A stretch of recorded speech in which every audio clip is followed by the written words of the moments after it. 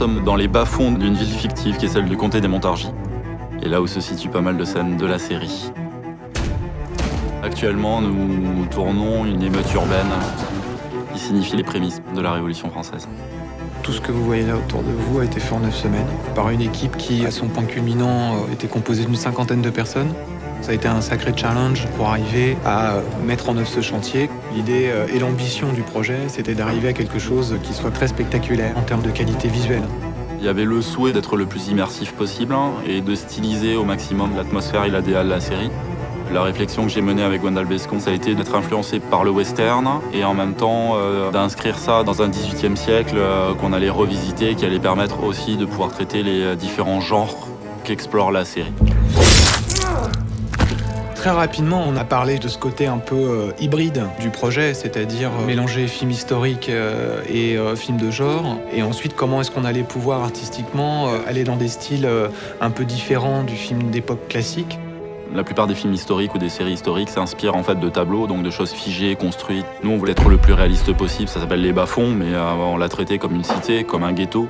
Moi, j'ai regardé beaucoup de films d'époque. Je suis allé voir aussi du côté du western pour justement arriver à créer des espaces dans lesquels on puisse avoir ces ambiances-là, comme ce lavoir qui permet cinématographiquement d'avoir cette ambiance un peu Far West à la Sergio Leone.